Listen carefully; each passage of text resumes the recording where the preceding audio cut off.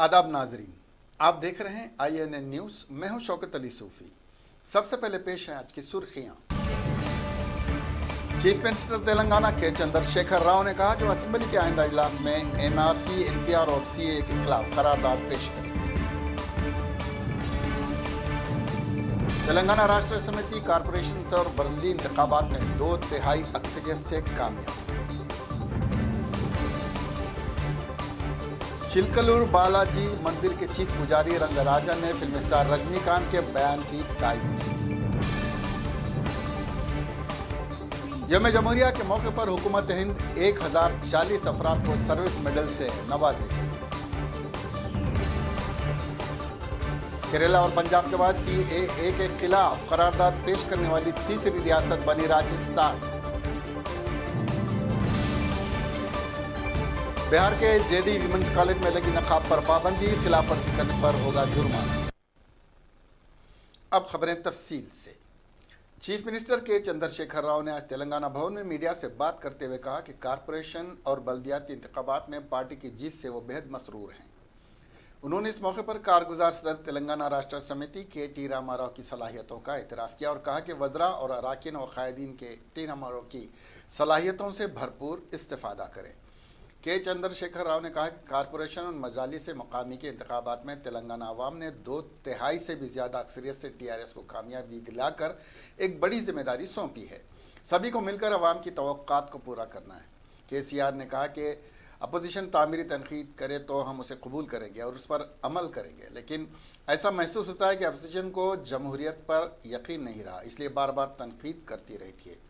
Chief minister Chandrashekhar Rao ने कहा कि गल्फ में रहने वाले गैर मुकीम तेलंगाना शहरियों की फलाह बहबूद के लिए रियासती हुकूमत इक़दामात उठाएगी। उन्होंने कहा कि तेलंगाना में रियल एस्टेट के अच्छे मौक़े हैं। इस वक्त रियासत में 15 लाख मजदूर दीगर रियासतों से आकर खिदमात अंजाम दे रहे हैं। हाउसिंग इंडस्ट्री में बेहतर खिदमात के लिए और बाकायदगी पैदा करने के लिए मजदूरों को ट्रेनिंग भी दी जा रही है। रियासत में नया रेवेन्यू सिस्टम मुतारिफ करवाया जाएगा।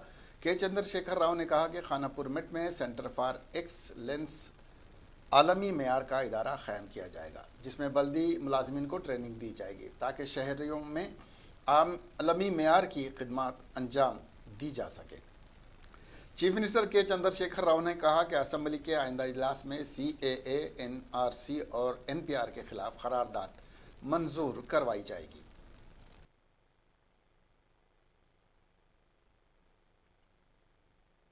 నాకు అర్థం లేదు. ఏదో సంథింగ్ లింక్ ఉంది. ఈ వారి ముందు పంపించేవారు నేనే స్వయంగా కూడా మన అధికారులు కూడా పట్టుకపోయి నా వెంబడి 4 రోజులు కాకపోతే 5 రోజులు తిరుగుతాం. తిరిగి వాళ్ళ స్వయంగా మాట్లాడి మీరు ఎందుకు వచ్చి మీ కథ ఏంటి, మీ శాలరీ ఏంటి, అసలు ఆ కంపెనీ వాళ్ళు వాంతో కూడా మాట్లాడి మన అంబాజీతో మాట్లాడి వాళ్ళ స్థితిగతులు మొత్తం తెలుసుకొని మనకు సొల్యూషన్ తెచ్చే ప్రయత్నం నేనే పర్సనల్ చేద్దామని చెప్పి అనుకుంటున్నా. నేను బహుశా అసెంబ్లీ సెషన్కి ముందే అనుకో గల్ఫ్ పరంగా చేసి ఈ NRI పాలసీలో చేస్తాం. తర్వాత తెలంగాణ మీద నేను ఈ మధ్యన ప్రకటించిన ఒక డబ్బా ఉంది మన మీద, నిరక్షరాస్యత శాతం ఎక్కువ ఉందని చెప్పి నిన్న కాంగ్రెస్ పార్టీ జబ్బలు సీట్లన్నీ చంపుకున్నారు. మేము చేసిన నేను చేయలే అట్లా ఇట్లా అని మీరు చేసిన ఎన్ని చేయాలి, నిరక్షరాస్యత శాతం ఇచ్చారు మాకు. మీరు చేసిన ఘనతలు నిరక్షరాస్యత ఒకటి. ఇది మీకున్నాయి కదా, ఈ 50 ఏళ్ళ పరిపాలన పుణ్యం. ఈ నిరక్షరాస్యత ఎవరు పెట్టిన బహుమతి, ఎవరిచ్చిన బహుమతి తెలంగాణకు? కాంగ్రెస్ పరిపాలన ఇచ్చిన బహుమతి, TDP పరిపాలన ఇచ్చిన బహుమతి. ఇది కథ. కానీ అక్షరాస్యత ఉద్యమం నేను ఒకటే మాట కూడా కొత్త గెలిచిన వాళ్ళకి అభినందనలు చెప్పిన. ఆ మధ్యకాలంలో సర్పంచులు ఎంపీటీసీ అంటున్నారు. ఏ ఊరుకు ఆ ఊరు గ్రామ పంచాయతీ, ఏ వార్డుకు ఆ వార్డు ప్రతి మున్సిపాలిటీ, ఏ కౌన్సిలర్కి అది ఆ కౌన్సిలర్ అనుకున్నాక నిరక్షరాస్యత పోయి నాకు అర్థం లేదు. మన ప్రజాప్రతినిధుల బాధ్యత ఏ ఊరు సర్పంచ్ ఒక ఊరు సర్పంచ్ కనుక సీరియస్గా తీసుకొని నా ఊరిలో పోవాలంటే పక్షాలు నా ఊరు నిరక్షరాస్యత ఉండొద్దు, నా ఊరికి రావనాను సర్పంచ్ ఎంపీటీసీ ఆ ఊళ్ళో పెద్దలు అనుకున్న తర్వాత పోయి ఆ ఊళ్ళో ఉపాధ్యాయులు లేరా, చదువుకున్న లేరా, విద్యార్థులు లేరా, సర్పంచ్ లేరా, ఎంపీటీసీ లేరా, ఈచ్ వన్ అందుకే నేను చెప్పింది. ఒక చదువుకున్న ఒక చదువురాని చెప్పాలి, ఎవరో ఉండే వాళ్ళు. तेलंगाना राष्ट्र समिति ने सारी रियासत में कारपोरेशन और म्यूनसिपालिटीज़ पर ज़बरदस्त कामयाबी हासिल की, लेकिन भैंसा म्यूनसिपालिटी में वो एक भी सीट हासिल न कर सकी। भैंसा में 26 सीटों में से TRS एक भी सीट हासिल न कर सकी, जबकि MIM ने 15 और BJP ने 9 और आज़ाद उम्मीदवार ने 2 सीटों पर कामयाबी हासिल की। इस तरह एमआईएम ने भैंसा म्यूनसिपालिटी पर अपने कब्जे को बरकरार रखा। भैंसा में हाल ही में फिरका वाराना फसाद हो गया था।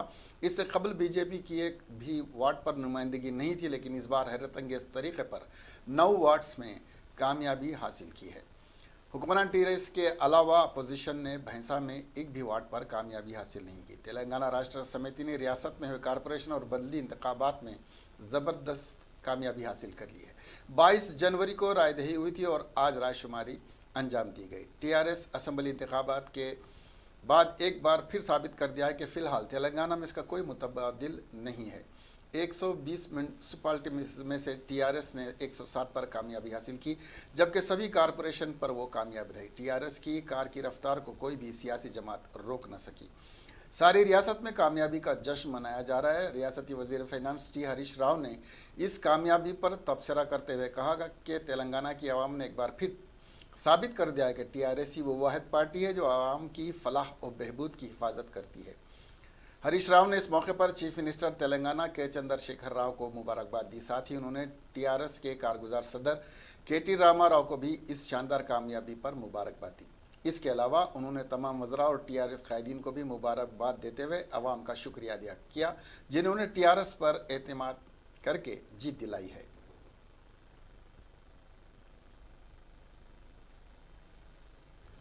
चिलकलूर बालाजी मंदिर के चीफ पुजारी रंगाराजन ने रजनीकांत की तायद में बयान देते हुए कहा कि पेरियार ने 1971 में रामचंद्र और सीता जी की मूर्ति के साथ एहानत आमेज सलूक किया था। उस वक्त तो तमिलनाडु के चीफ मिनिस्टर, हुकूमत और पुलिस ने भी कोई कार्रवाई नहीं की थी। यहाँ तक कि अदालतों ने भी पेरियार के खिलाफ कोई कार्रवाई नहीं की और न ही मुकदमा चलाया। रंगाराजन ने कहा कि इस मुल्क में जमहूरियत है, लेकिन देवी देवताओं की शान में कोई गुस्ताखी नहीं की जानी चाहिए।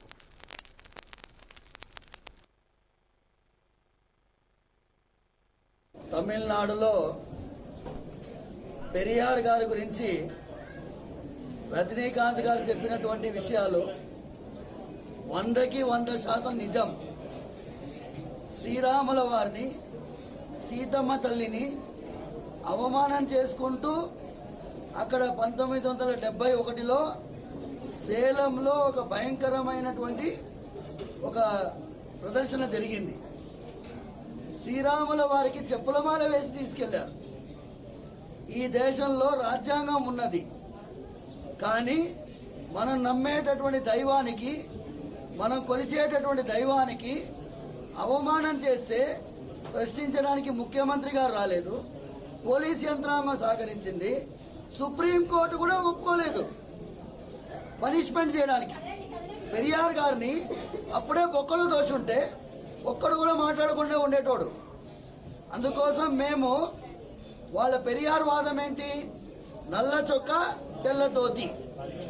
మేము స్వామివారు, అయ్యప్ప స్వామివారి మాల. मरकजी हुकूमत ने यौम जमहूरिया के मौके पर 1040 अफराद को सर्विस मेडल से नवाजने का ऐलान किया है, जिनमें से 4 अफराद को सदर का पुलिस मेडल दिया जाएगा, जबकि 286 अफराद को पुलिस मेडल के लिए मुंतखब किया गया है। नुमाया खिदमत के लिए सदर का पुलिस मेडल 93 अफराद को, जबकि 657 अफराद को गैर मामूली खिदमत के लिए पुलिस मेडल दिया जाएगा।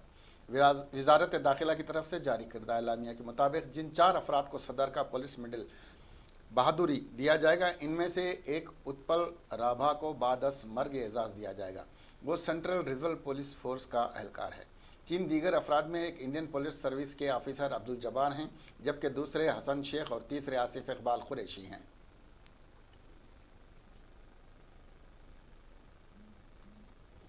केरला में पिनराई विजयन की क़यादत वाली CIM हुकूमत और पंजाब में कैप्टन अमरिंदर सिंह की क़यादत वाली कांग्रेस हुकूमत के बाद अब राजस्थान में अशोक गहलोत की क़यादत वाली कांग्रेस हुकूमत ने अपनी रियासती असम्बली से मुतनाज़ा शहरियत तरमीमी क़ानून के ख़िलाफ़ करारदाद को मंजूर करा लिया है। राजस्थान असम्बली जिस वक्त ये करारदाद पेश की गई तो हंगामा आराई भी नज़र आई। जब ऐवान में CAA के ख़िलाफ़ करारदाद पेश की गई तो बीजेपी के मेंबरान ने वेल में आकर नाराज़गी का इजहार किया। दरियासना बीजेपी के रहनुमाओं ने कानून की हिमायत में नारेबाजी भी की। कबल अज़ीं राजस्थान में हुक्मरान कांग्रेस पार्टी ने अपने अरकान असम्बली के लिए व्हिप जारी करके सभी को 25 जनवरी को ऐवान में मौजूद रहने का हुक्म दिया था। उसी के साथ ही बीजेपी ने भी इसकी मुखालिफत करने के लिए पूरी तैयारी कर रखी थी। क़ैद में हज़ब इख्तलाफ गुलाब चंद कटेरिया ने असम्बली इजलास तलब किए जाने पर हुकूमत पर तनकीद की थी। उन्होंने कहा कि बजट इजलास तलब करने के लिए नोटिस 21 दिन पहले दिया जाना चाहिए था। कटेरिया ने कहा कि इससे असम्बली का मजाक बनने जा रहा है।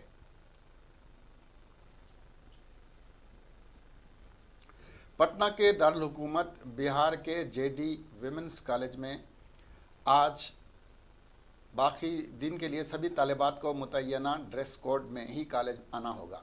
कॉलेज इंतज़ामिया ने कोड अपने पहले के नोटिस में बुर्का पहनने पर भी पाबंदी लगा रखी थी, लेकिन मुखालिफत होने पर नोटिस से बुर्का लफ्ज़ हटा दिया गया। हालांकि अब भी ड्रेस कोड नाफिज रहेगा और अगर किसी तालिबा को ज़ाब्तों की खिलाफ वर्जी करते हुए पाया गया तो उसे 250 रुपये जुर्माना देना होगा। जेडी वुमेन कॉलेज इंतज़ामिया ने वाज़ेह किया कि किसी को दुख पहुंचाना मकसद नहीं है, सिर्फ कॉलेज में डिसिप्लिन के लिए ऐसा किया गया है। इंतज़ामिया ने कहा कि तालिबात की नाराज़गी और आंदोलन करने की खबर के बीच नोटिस से बुर्का लफ्ज़ हटा दिया गया है। बता दें कि न्यूज़ 18 से बात करते हुए मुस्लिम तालिबात ने बुर्का नहीं पहनने देने को लेकर जारी किए गए नोटिस पर एतराज़ जताया था। गौरतलब है कि पटना में ड्रेस कोड तकरीबन हर कॉलेज में नाफिज है, लेकिन मुमकिन तौर पर पटना शहर का यह पहला कॉलेज था जहां बुर्का पर पाबंदी आयद करने का नोटिस जारी किया गया था। कॉलेज में चिस्पा किया गया यह नोटिस पिछले 2 दिन से सोशल मीडिया पर काफ़ी वायरल हो रहा था, जिसके बाद उस पर कई एतराज़ात किए गए तो कॉलेज इंतज़ामिया ने तनाज़े में पढ़ना मुनासिब नहीं समझा और बुर्का लफ्ज़ हटा दिया। हालांकि अब भी वाज़े तौर पर यह लिखा गया कि हफ्ते को छोड़कर सभी दिन तालिबात को मुतय्यना ड्रेस कोड में ही कॉलेज आना होगा।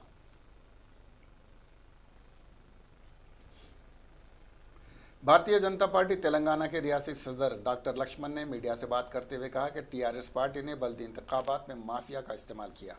एक वार्ड में करोड़ों रुपए खर्च किए गए। वोटर्स को राग़िब करने के लिए एक वोट के लिए 5 से 20 हज़ार रुपये टीआरएस पार्टी ने खर्च किए। डॉक्टर लक्ष्मण ने कहा कि कहीं कहीं तो एक वोट के लिए 30,000 रुपये भी दिए गए। इलेक्शन कमिश्नर ने भी हमारी शिकायत नहीं सुनी। टीआरएस ने रकम के अलावा पुलिस और इंतजामिया को भी इस्तेमाल किया। बीजेपी वर्कर्स के खिलाफ ताकत का भी इस्तेमाल किया गया, डॉक्टर लक्ष्मण ने कहा।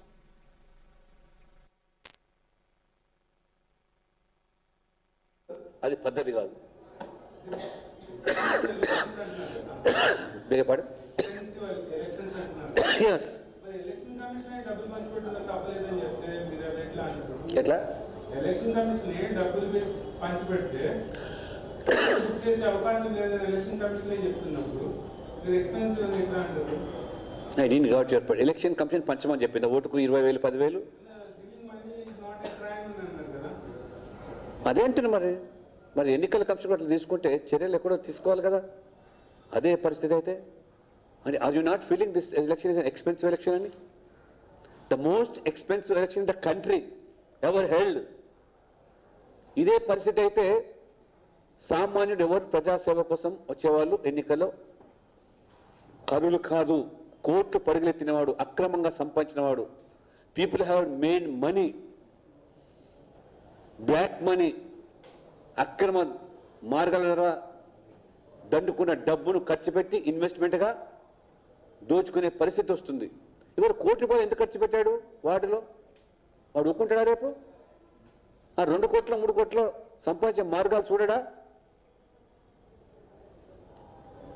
మంత్రి బెదిరించడం ఏంటి? మీ ఎవరికి?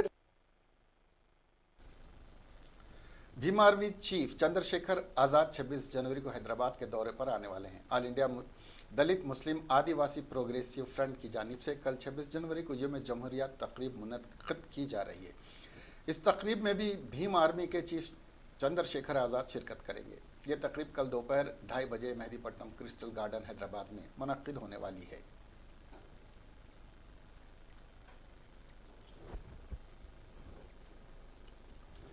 जगत्याल बल्दिया पर टीआरएस ने 48 के मिन जुमला 30 वार्ड्स पर कामयाबी हासिल करते हुए बल्दिया पर कब्जा कर लिया है। कांग्रेस को 7, बीजेपी को 3, मजलिस को 2 और 6 पर आज़ाद उम्मीदवारों ने कामयाबी हासिल की। मजलिस की 2 वार्ड्स पर कामयाबी पर मुहिब्बान मजलिस में खुशी की लहर दौड़ गई है। जगत्याल बल्दिया पर गुज़िश्ता 40 बरसों से कांग्रेस पार्टी का कब्जा था जो कि ख़त्म हो गया। रुकने असम्बली डॉक्टर संजय कुमार की क़ियादत में टीआरएस पार्टी ने शानदार कामयाबी दर्ज करवाई।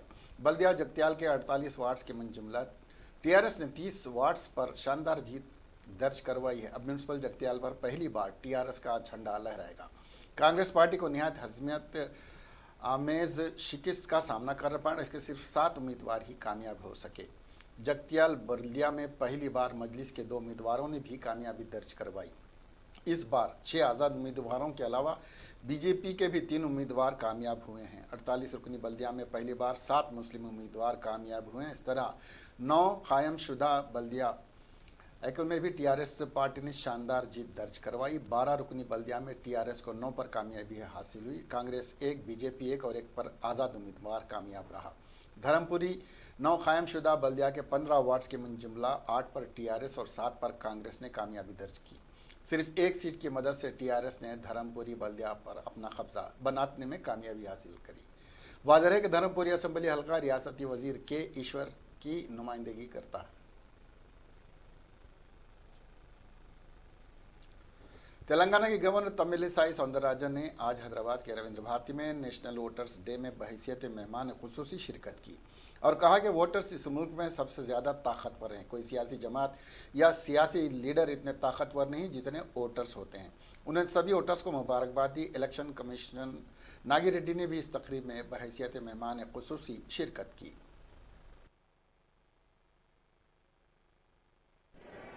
Sri Nagi Reddy IAS, the retired state election commissioner, Telangana.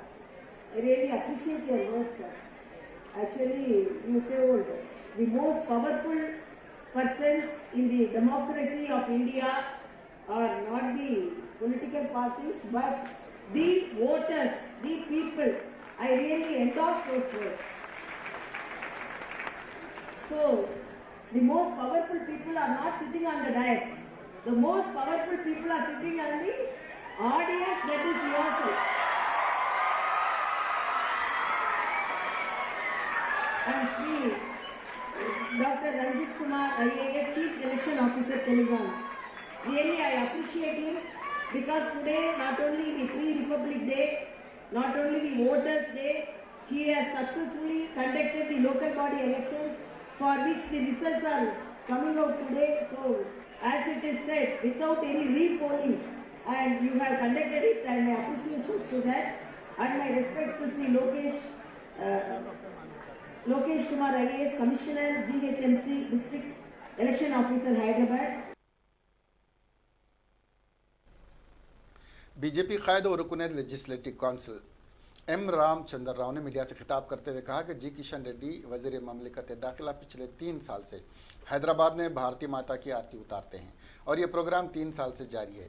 इस साल प्रोग्राम में रियासत की गवर्नर तमिलिसाई सौंदरराजन, विवेक अग्निहोत्री, कश्मीरी पंडित हैं और फिल्में भी बनाते हैं, वो शिरकत करेंगे। पवन कल्याण भी इस प्रोग्राम में शरीक होंगे और किशन रेड्डी भी शिरकत करेंगे और कई तहजीबी प्रोग्राम्स का भी इनेकाद अमल में आएगा।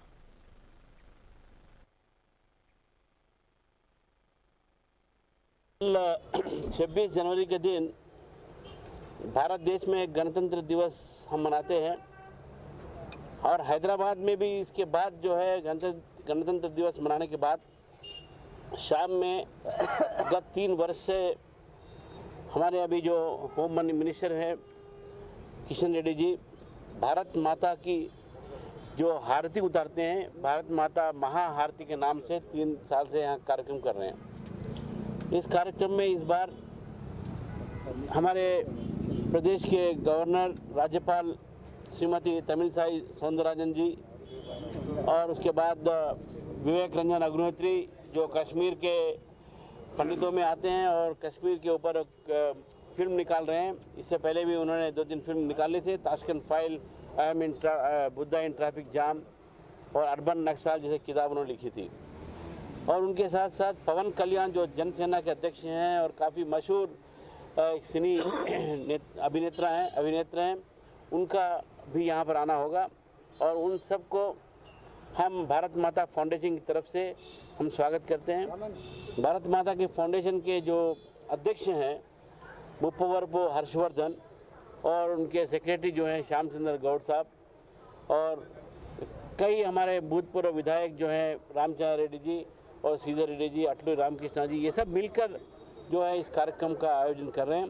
किशन रेड्डी जी इसमें आ रहे हैं और साथ साथ हम बच्चों को यहाँ पर 3000 बच्चों से इस हाथी का हम आयोजन कर रहे हैं और इस कार्यक्रम में हैदराबाद की युवा आएगी और उन युवाओं में देशभक्ति की भावनाओं को हम बढ़ाने के लिए देशभक्ति कार्यक्रम और गरकीपाटी नरसिम्हा राव जी का उनका संदेश होगा और साथ साथ कई सारे ऐसे कल्चरल प्रोग्राम्स होंगे जिसमें देशभक्ति की झलक हमें दिखाई देगी।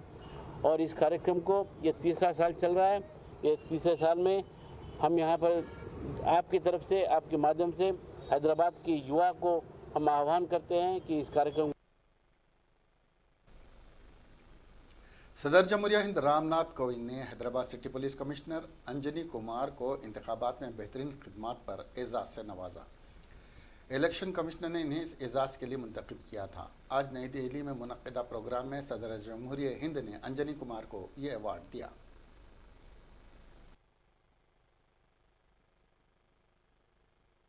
के लिए विशेष पुरस्कार दिया जाता है श्री अंजनी कुमार पुलिस आयुक्त हैदराबाद को।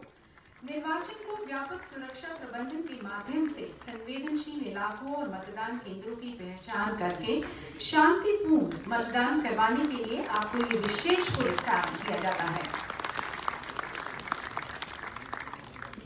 We now have the special award for security management being presented to Shri Murari Lal Meena, State Police Nodal Officer, Jharkhand, awarded for comprehensive security management particular. Bharatiya Janata party ने कहा है कि मुल्क को नुकसान पहुंचाने के लिए दिल्ली के शाहीन बाग में रची जा रही मुल्क मुखालिफ साजिश के इसके पास पुख्ता सबूत है। पार्टी के तर्जुमान संबित पात्रा ने सोशल मीडिया पर वायरल हो रहे वीडियो का जिक्र करते हुए कहा कि हिंदुस्तान की आज़ादी को ख़त्म करने के लिए शाहीन बाग में साजिश रची जा रही है। हमारे पास इसके पुख्ता सबूत हैं। उन्होंने कहा कि इस वीडियो में एक मुकर्रिर लोगों से आसाम का मुल्क के बाकी हिस्सों से राब्ता तोड़ने की अपील कर रहा है। उन्होंने कहा कि वीडियो में जिस तरह से मुल्क मुखालिफ जज्बात को भड़काया जा रहा है वो न सिर्फ बात तशवीश है बल्कि मुल्क से गद्दारी भी है। उन्होंने कहा कि इस बात का सबूत है कि दिल्ली का शाहीन बेसिमत बाग में तब्दील हो चुका है। उन्होंने कहा कि वीडियो में हिंदुस्तान के कई टुकड़े टुकड़े करने की बात कही गई है और आसाम और शुमाल मशरक़ी हिंदुस्तान को मुल्क से अलहदा करने की साजिश रची जा रही है। उसे खुले तौर पर जिहाद कहा गया है। बीजेपी तर्जुमान ने कहा कि वीडियो में तर्जुमान कहता है कि हिंदुस्तान फ़ौज को शुमाल मशरक़ी हिंदुस्तान में दाखिल होने से गुरेज करना चाहिए। आप हिंदुस्तानी फ़ौज को आसाम और शुमाली मशरक़ी हिंदुस्तान की दीगर रियासतों में दाखिल होने से क्यों रोकना चाहते हैं?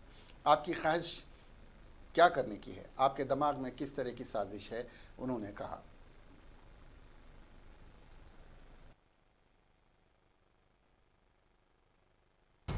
आज एक बहुत ही महत्वपूर्ण विषय के ऊपर आज ये प्रेस कॉन्फ्रेंस है।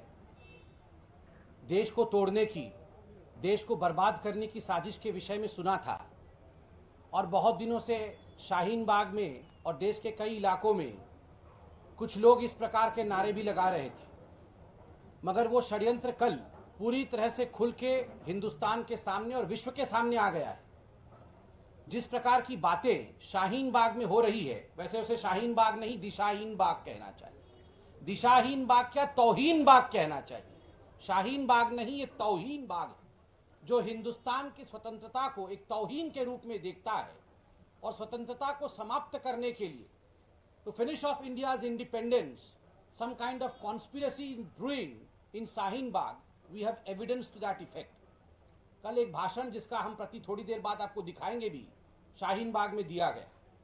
उस भाषण में जिस प्रकार की देशद्रोह की बात की गई, जिस प्रकार की एंटी नेशनलिज्म की बात की गई, वो अपने आप में न केवल चिंताजनक है but it is also seditious. कुछ अंश मैं उसका बताता हूं। और ये पूरा भाषण अल्लाहू अकबर के बीच में हो रहा था। एक एक पॉइंट्स बताए जा रहे थे हिंदुस्तान के खिलाफ, और जो नारे वहां गूंज रहे थे वो नारे थे अल्लाहू अकबर अल्लाहू अकबर। कहा गया है उसमें कि आसाम को इंडिया से अलग कर देना है, आसाम को इंडिया से काटने की जिम्मेदारी हमारी है। मतलब ये शाहीन बाग और शाहीन बाग की जो सोच है, उस सोच की जिम्मेदारी है, शाहीन बाग की जिम्मेदारी है कि किस प्रकार भारत को टुकड़े टुकड़े करके बांटना है और आसाम को और पूर्वोत्तर को, नॉर्थ ईस्ट को पूरी तरह से इंडिया से अलग कर देना है, काट देना है। आगे कहा गया है चिकन नेक। देखिए, हिंदुस्तान के आप अगर मैप को देखेंगे, मानचित्र को देखेंगे, तो एक चिकन नेक बनता है जो कि मुख्य भूमि को। वज़ीर-ए-आज़म नरेंद्र मोदी से हमारी दरख्वास्त है कि इस काले कानून को वापस लें। हम सब मिलकर इस कानून के खिलाफ खड़े हैं। हमारे सरदार भाई हिंदू मुस्लिम सब साथ हैं। ये ख्याल हमारे एक ईसाई भाई के हैं जो शाहीन बाग के एहतजाज में शरीक थे। उनका मजीद कहना है कि वज़ीर-ए-आज़म से सवाल करना ये हमारा हक़ है, मगर वज़ीर-ए-आज़म को हम पर जुल्म करने का कोई हक़ नहीं है। हमारा ये पैगाम है कि सब मिलकर जैसे रह रहे हैं वैसे ही मोहब्बत के साथ रहें। उन्होंने कहा कि मज़हब के नाम पर हिंदुस्तान में कोई ऐसी चीज़ ना हो जिसकी वजह से हिंदुस्तान को दुनिया में बेइज्जती का सामना करना पड़े। उनका कहना है कि सब मज़हब के मानने वालों ने यहाँ अपनी अपनी मजहबी किताबें इसलिए पढ़ी हैं कि हम सब मिलकर इस काले कानून के ख़िलाफ़ हैं और इसी इत्तेहाद को बाकी रखने के लिए ज़रूरी है कि इस कानून को वापस लिया जाए। शहरियत तरमीमी कानून के ख़िलाफ़ एहतजाज के अब नए नए तरीक़े अपनाए जा रहे हैं। ख़ास तौर से एहतजाज में शामिल तलबा और नौजवान इस मामले में पेश हैं। इलाहाबाद का रोशन बाग शहरियत कानून के ख़िलाफ़ एहतजाज की एक अलामत बन चुका है। यहाँ नौजवानों ने अपने खून से एहतजाज की नई इबारत लिखी है। नौजवानों ने एक ऐसा पोस्टर बनाया जिसमें शहरियत कानून की मुखालिफत में नारे अपने खून से तहरीर किए हैं। रोशन बाग में जारी शहरियत कानून और NRC के ख़िलाफ़ एहतजाजी धरना 15वें दिन में दाखिल हो गया है। रोशन बाग के मंसूर अली पार्क में हज़ारों ख़वातीन दिन रात एहतजाजी धरने पर बैठी हुई हैं। शहरियत मुखालिफ नारों और तकरीरों के साथ साथ जज्बाती नज़मों और तरानों ने भी एहतजाजी धरने का माहौल बदल दिया है।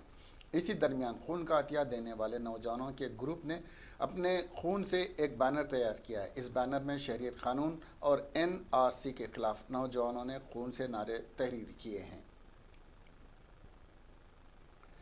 CAA और NRC के हवाले से पूरे मुल्क में एहतजाज जारी है और BJP की मुश्किलात बढ़ती जा रही हैं। पार्टी ने इस मामले पर लोगों को आगाह करने की मुहिम भी चला रखी है, लेकिन कामयाबी नहीं मिल रही है। मध्य प्रदेश के इंदौर में एक BJP लीडर की उस वक्त चप्पल से पिटाई कर दी गई जब वो लोगों को CAA पर मालूमात देने के लिए गए थे।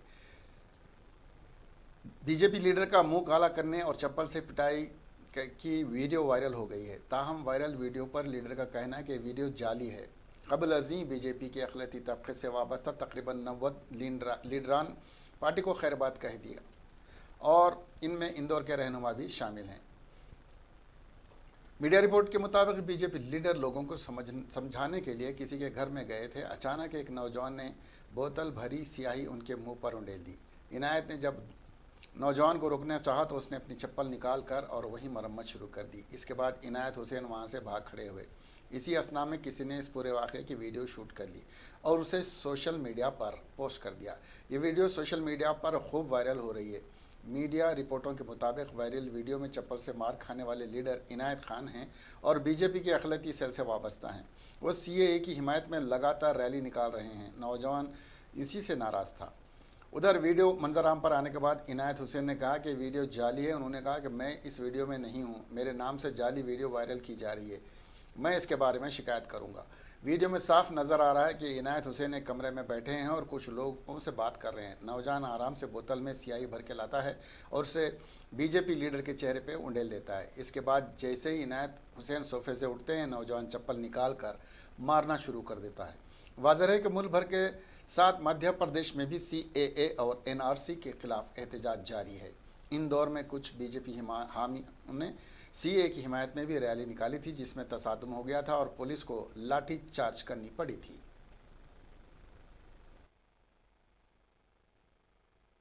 शाम को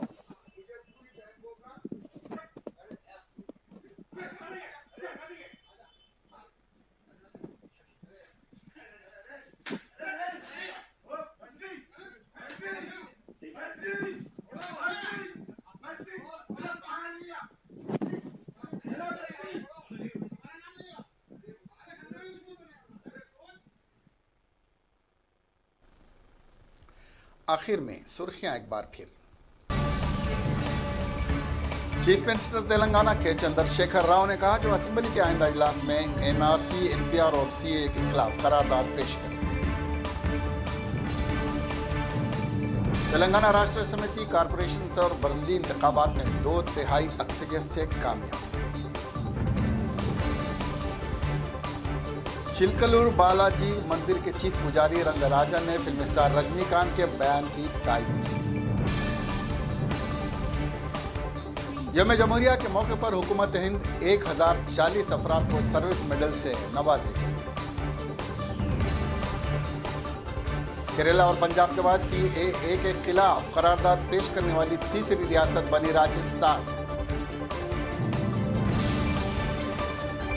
बिहार के JD विमेंस कॉलेज में लगी नकाब पर पाबंदी, खिलाफ वर्जी करने पर होगा जुर्माना। अब हमें दीजिए इजाजत, देखते रहिए INN चैनल। खुदा हाफिज।